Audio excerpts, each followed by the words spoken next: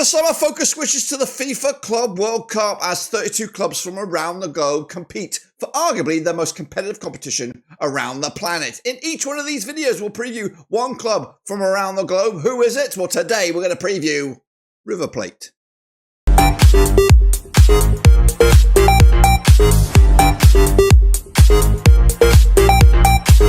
That's right, folks, back once again with another preview. Today, we're taking a look at one of the clubs that are taking part in this summer spectacular. It is, of course, FIFA's Club World Cup, and we'll get to that in a second. Of course, if you know where you've been, smash your subscribe button, your one-stop shop for FIFA's Club World Cup, World Football, and, of course, Blackburn Bloody Rovers. We're going to all here under one rooski. In today's video, we're going to do a deep dive into one of the clubs that are taking part in this summer's football spectacular. We'll showcase you that in just a second. What I want to say is a big shout-out to the members. You know who you are. And a big shout-out to the Patreons. You know who you are. But anyway, sit tight. Hold on, and let's get into it. Next on the blocks, it is River Plate. That's right, coming at you out of Argentina, and of course the CONMEBOL. That's right, one of their representatives for this year's Club World Cup. Of course, they qualified as being the best-ranked eligible team in the CONMEBOL over a 4-year period. Now they qualified 14th of March 2023, and they've been here in this tournament sort of thing 3 times in the past. The previous 2 back in 2015 and 2018. What about their roster then? These are the players that we can look forward to seeing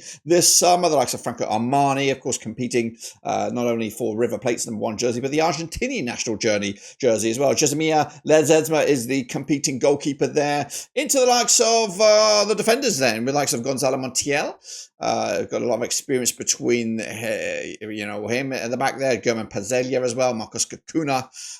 Paulo Diaz out of Chile. Roca La Roca.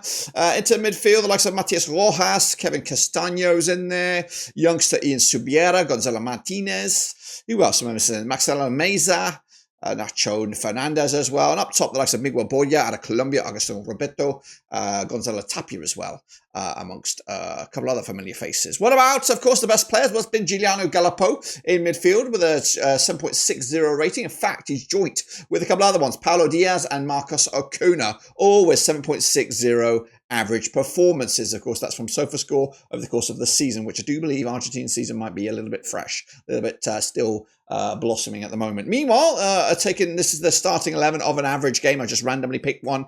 Let me know if you know what game it was. Well, looking at it, they had 38-year-old Franco Armani between the sticks, German Pazelia at the back there with Lucas Martins Quata in the back four with Marcos Acuna and Gonzalo Montiel making up in the back four. Into the midfield, they had Enzo Perez, Kevin Castaño, and Santiago Simon. Moving forward, they had Colido, Mastuano, and Drusi up top. 17-year-old Franco Mastuano, of course, might I add. They are, of course, a familiar winner in South American shores there, 37-time Argentinian champion. They are 4-time Copa Libertadores winners. Won a Copa Sudamerica winner as well back in 2014. 3-time Argentinian Cup winner, most recently back in 2019. Now, they're coached by Marcelo Gallardo with that 1.84 points per match ratio, and he's on a contract till the end of the calendar year. He's been here since August 5th, 2024. Former Argentinian national coach. And again, 17-year-old Franco Mastuano is the main man here. Of course, he is left-footed, attacking midfielder. And of course, the sky is the limit. Where will he be playing his football in the next 18 months' time? Of course, will he be part of Argentinian squad moving forward? Is he the new face of the place for River Plate and Argentina? Well, the squad is a cool 103 million euro rated with a 3.46 million euro a player. The average age there was 29.2, one of the oldest squads of the tournament. They got 9 international players, 4 youth national team players, and 5 foreigners on the books at the moment. This is the resume for River Plate heading into this. A very, very doable Group E. That's right. They'll kick it all off on June the 17th against Ura Reds out of out of Japan. Then they take on Monterrey out of Mexico. And then they'll wrap up the three-peat against River Plate on June the 25th. Of course, they're currently scheduled to take on Platense on the July the 13th, of course. But that can all change if they progress from this group and into the latter stages, of course. So can they do it? Well, let's take a look at the odds in just a second. This is their kits right here, right now. The 2025 season is still fresh, like I said, over in Argentina. They do have a white home jersey with a red sash. Their away gear is more maroon-like. And, of course, their third is a 50-50 red and white Blackburn Rovers-esque sort of style 50-50 shirt there. Of course, take a look at the odds then to get out of the group, in the group alone, 3-1 on. So they've got good odds to get out of that group. To win the whole thing, it's 40-1. Now, can River Plate be a dark horse in this competition? I do think they have a chance to get out of that group there in the top 2 spots. And I think with that in their sail, the wind beneath their wings, they could make it to the quarterfinals. I do believe that's right.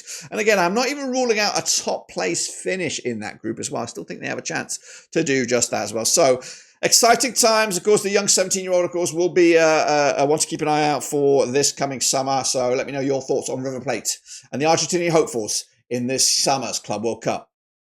Well, there you have it, folks. There you bloody have it. Of course, will this club go the distance and lift the trophy at the end of the campaign? Let me know your thoughts down below. And of course, don't forget to subscribe and smash the like, guys. This will be a non-stop shop for FIFA's Club World Cup. We're going to have previews. We're going to have predictions. We're going to have, of course, watch-alongs as well. It's going to be non-stop here over the summer. So make sure you do me the honor, smash the like and smash the subscribe. Until then, I'll see you soon for the next one.